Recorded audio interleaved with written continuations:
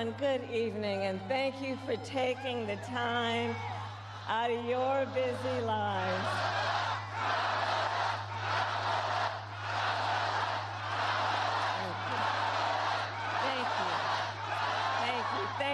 Thank you, everyone. So listen, 1 week from today, you will have the chance to make a decision that directly impacts your life, the life of your family, and the future of this country we love.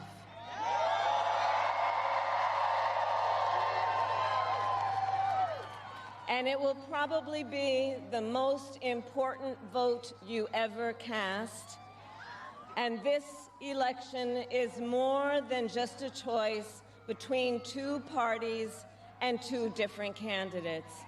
It is a choice about whether we have a country rooted in freedom for every American or ruled by chaos and division.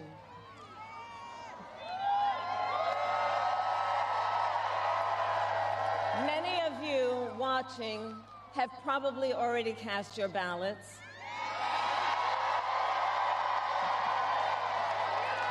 But I know many others are still considering who to vote for, or whether you'll vote at all. So tonight, I will speak to everyone about the choice and the stakes in this election. Look, we know who Donald Trump is.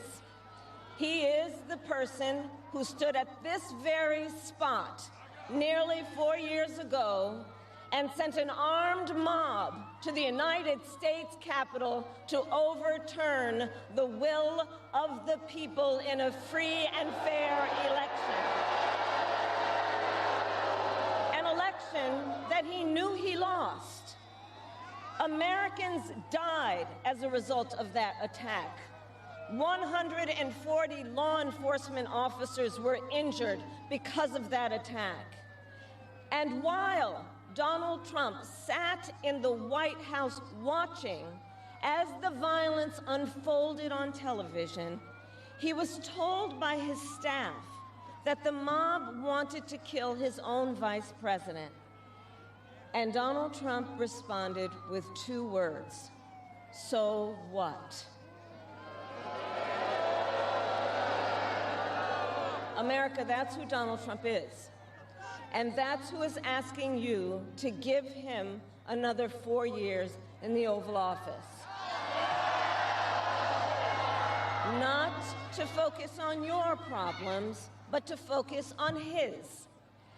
And Donald Trump has told us his priorities for a second term. He has an enemies list of people he intends to prosecute. He says that one of his highest priorities is to set free the violent extremists who insulted those law enforcement officers on January 6th. Donald Trump intends to use the United States military against American citizens who simply disagree with him. People he calls, quote, the enemy from within. America, this is not a candidate for president who is thinking about how to make your life better. This is someone who is unstable, obsessed with revenge, consumed with grievance, and out for unchecked power. Donald Trump has spent a decade trying to keep the American people divided and afraid of each other. That is who he is. But America, I am here tonight to say that is not who we are. That is not who we are.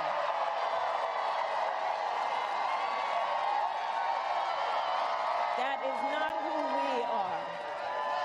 You see, what Donald Trump has never understood is that e pluribus unum, out of many, one, isn't just a phrase on a dollar bill. It is a living truth about the heart of our nation. Our democracy doesn't require us to agree on everything. In fact, we like good arguments from time to time. Just think of your own family, right? It's not the American way to not have disagreements. We don't shy away from robust debate. In fact, we like a good debate, don't we? We like a good debate. And the fact that someone disagrees with us does not make them the enemy within. That's right. They are family, neighbors, classmates, co-workers. They are fellow Americans. And as Americans, we rise and fall together.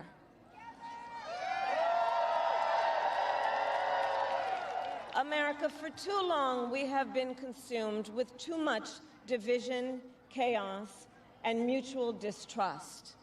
And it can be easy then to forget a simple truth. It doesn't have to be this way. It doesn't have to be this way. It is time to stop pointing fingers. We have to stop pointing fingers and start locking arms. It is time to turn the page on the drama and the conflict, the fear and division. It is time for a new generation of leadership in America.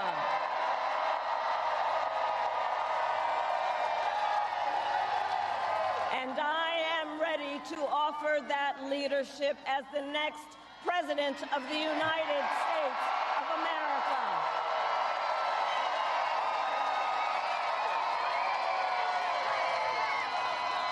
Now look, let me say, I recognize this has not been a typical campaign. Even though I've had the honor of serving as your vice president for the last 4 years, I know that many of you are still getting to know who I am. Well, let me tell you, I am someone who has spent most of my career outside of Washington, D.C., so I know that not all the good ideas come from here. I am not afraid of tough fights against bad actors and powerful interests, because for decades, as a prosecutor and a top law enforcement officer of our biggest state, I won fights against big banks that ripped off homeowners, against for-profit colleges that scammed veterans and students, against predators who abused women and children, and cartels that trafficked in guns, drugs, and human beings. And I did this work because for as long as I can remember, I have always had an instinct to protect. There's something about people being treated unfairly or overlooked that frankly just gets to me. I don't like it. It's what my mother instilled in me, a drive to hold accountable those who use their wealth or power to take advantage of other people. The drive to protect hardworking Americans who aren't always seen or heard and deserve a voice, and I will tell you that is the kind of president I will be.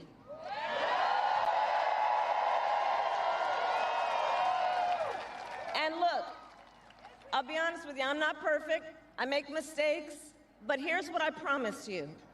I will always listen to you, even if you don't vote for me.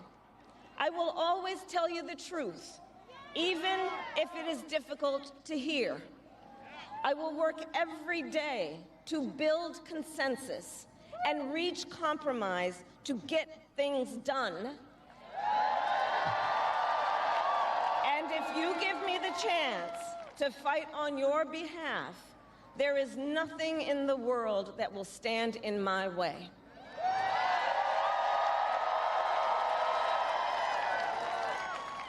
So look, in less than 90 days, either Donald Trump or I will be in the Oval Office.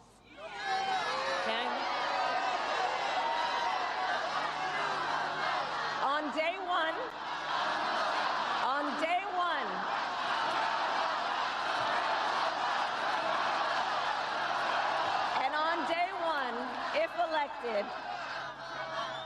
On day one, if elected, Donald Trump would walk into that office with an enemies list. When elected, I will walk in with a to-do list full of priorities of what I will get done for the American people.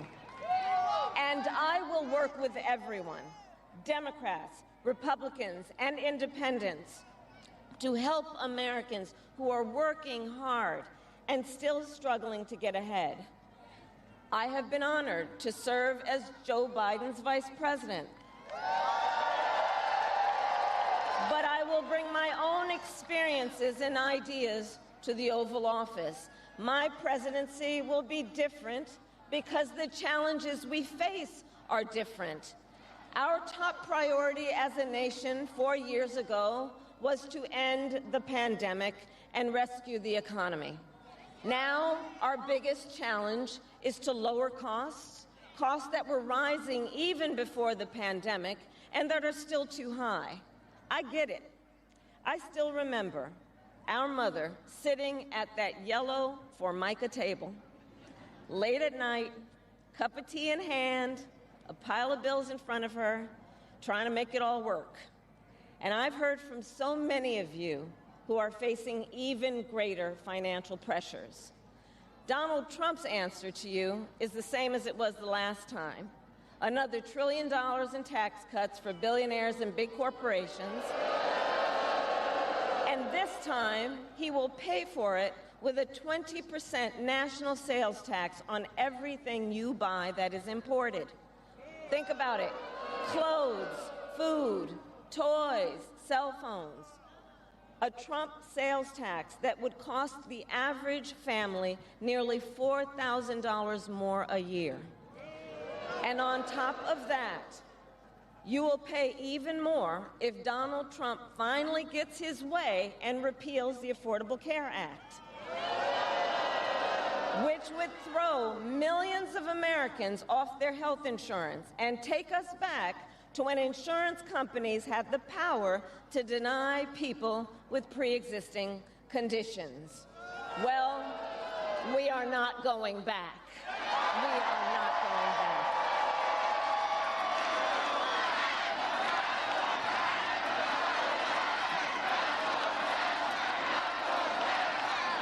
We are not going back because we also know Donald Trump would deliver tax cuts to his billionaire donors. I will deliver tax cuts to working people and the middle class.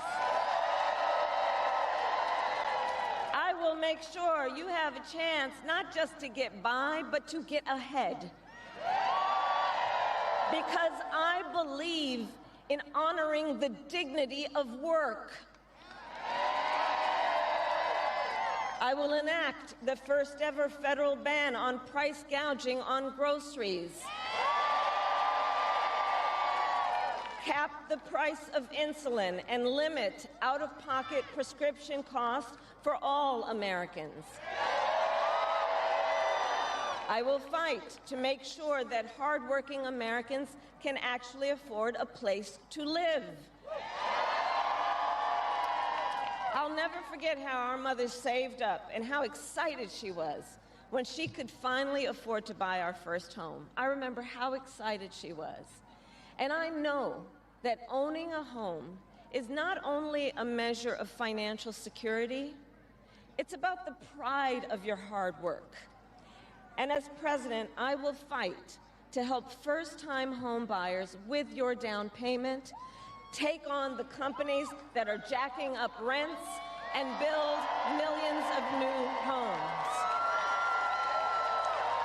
For years, we have heard excuses about why America can't build enough housing. Enough with the excuses. I'm going to cut the red tape and work with the private sector and local governments to speed up building and get it done. And the cost of housing isn't the only financial pressure on middle-class families. I have met so many young people who have a natural desire to parent their children well, but not always the resources to do it. So I'll fight for a child tax credit to save them some money, which will also lift American children out of poverty. I'll work to lower the cost of childcare, which is out of reach for too many working families today. And for too many people in the sandwich generation who are raising young children and taking care of a parent, juggling all of it is extremely difficult. You know, I took care of my mother when she got sick, cooking food that she had a taste for, finding clothes that would not irritate her skin, and understand, as I do, that caregiving is about dignity. It is about dignity. And currently, if you need home care and you don't have some money to hire someone, you and your family need to deplete your savings to qualify for help. That's just not right. So we're going to change the approach and allow Medicare to cover the cost of home care so seniors can get the help and care they need in their own homes. Now, Donald Trump has a different approach. He tried to cut Medicare and Social Security every year he was president. Look, I believe that when people have worked hard their entire life, they deserve to retire with the benefits they have earned.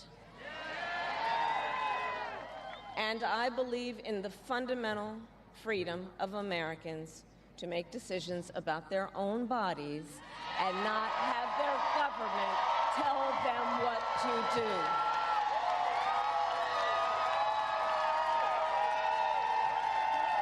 I will fight to restore what Donald Trump and his hand-selected Supreme Court justices took away from the women of America. That today, 1 in 3 women in America, think about it, 1 in 3 women in America lives in a state with a Trump abortion ban, many with no exceptions even for rape and incest. The idea that a woman who survives a crime of a violation to her body should not have the authority to make a decision about what happens to her body next, that is immoral. That is immoral. And Trump's not done. He would ban abortion nationwide, restrict access to birth control and put IVF treatments at risk, and force states to monitor women's pregnancies. Just Google Project 2025 and read the plans for yourself.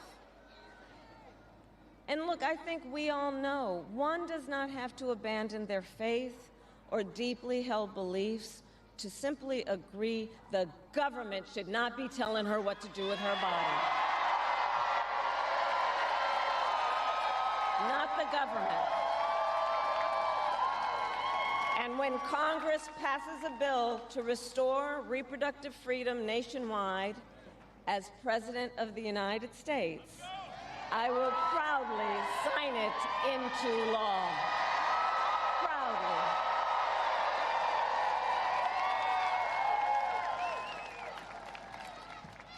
And look, on another subject, politicians have got to stop treating immigration as an issue to scare up votes in an election,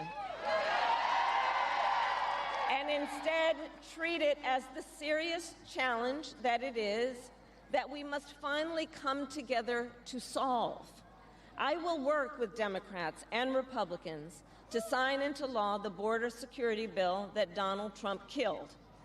When I was Attorney General of a border state, I saw the chaos and violence caused by transnational criminal organizations that I took on. And when I am president, we will quickly remove those who arrive here unlawfully, prosecute the cartels, and give Border Patrol the support they so desperately need. At the same time, we must acknowledge we are a nation of immigrants. And I will work with Congress to pass immigration reform, including an earned path to citizenship for hardworking immigrants like farm workers and our dreamers. As Commander-in-Chief, I will make sure America has the strongest, most lethal fighting force in the world. Donald Trump, on the other hand, has shown his contempt for our nation's heroes, calls them suckers and losers, called a four-star Marine general a, quote, lowlife.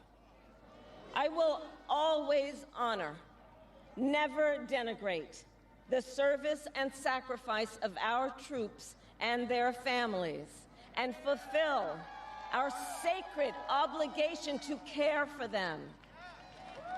I will strengthen, not surrender, America's global leadership. And I will stand with our friends because I know that our alliances keep American people safe and make America stronger and more secure. Look, world leaders think that Donald Trump is an easy mark, easy to manipulate with flattery or favor. And you can believe that autocrats like Putin and Kim Jong-un are rooting for him in this election. I will always uphold our security, advance our national interest, and ensure that the United States of America remains, as we must forever be, a champion of liberty around the world.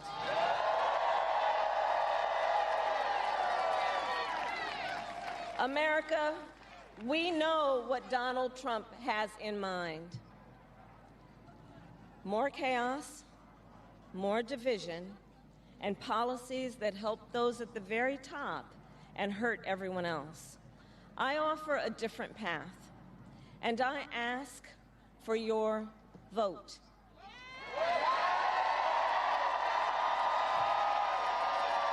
And here is my pledge to you. I pledge to seek common ground and common sense solutions to make your life better. I am not looking to score political points. I am looking to make progress.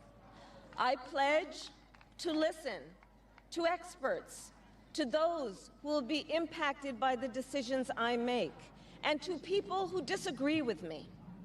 Unlike Donald Trump, I don't believe people who disagree with me are the enemy.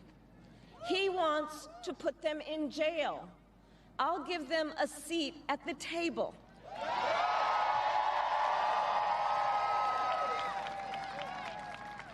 I pledge to you to approach my work with the joy and optimism that comes from making a difference in people's lives.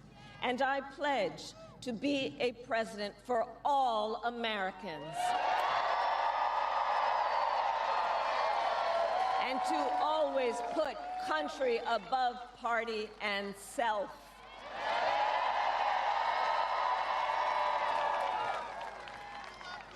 I love our country with all my heart. And I believe in its promise because I've lived it. I grew up as a child of the Civil Rights Movement. My parents would take me to marches in a stroller, where crowds of people of all races, faiths, and walks of life came together to fight for the ideals of freedom and opportunity. I've lived the promise of America. I saw how hard our mother worked to give her daughters the same chances this country gave her. Growing up, I was blessed to have family by blood and family by love, who instilled in me the values of community, compassion, and faith that have always defined our nation at its best. I've lived the promise of America. I've spent my life fighting for the people who have been hurt and counted out, but never stopped believing that in our country, anything is possible. I've lived the promise of America, and I see the promise of America in all of you. In all of you. I see it. I see it in the young people who are voting for the first time,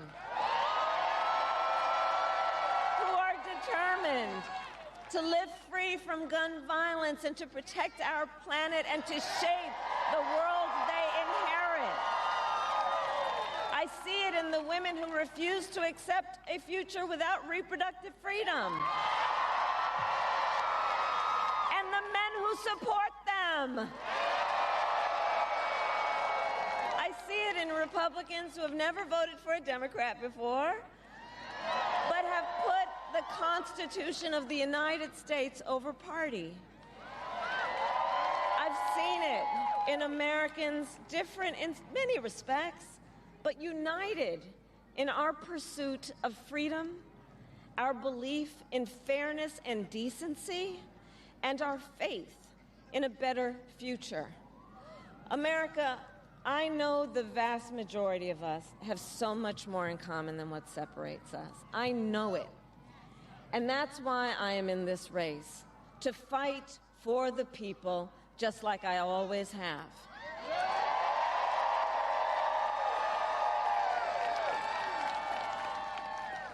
Nearly 250 years ago, America was born when we wrested freedom from a petty tyrant. Across the generations, Americans have preserved that freedom, expanded it, and in so doing, proved to the world that a government of, by, and for the people is strong and can endure.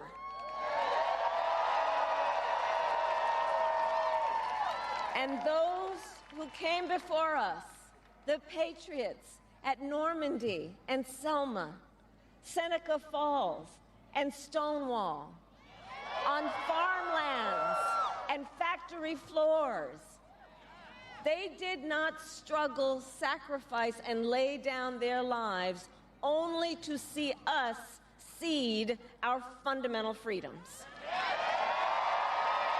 They didn't do that only to see us submit to the will of another petty tyrant. These United States of America, we are not a vessel for the schemes of wannabe dictators. The United States of America is the greatest idea humanity ever devised. A nation big enough to encompass all our dreams, strong enough to withstand any fracture or fissure between us, and fearless enough to imagine a future of possibilities. So America, let us reach for that future. Let us fight for this beautiful country we love. And in 7 days, we have the power, each of you has the power to turn the page and start writing the next chapter in the most extraordinary story ever told. I thank you all. God bless you, and may God bless the United States of America. Thank you.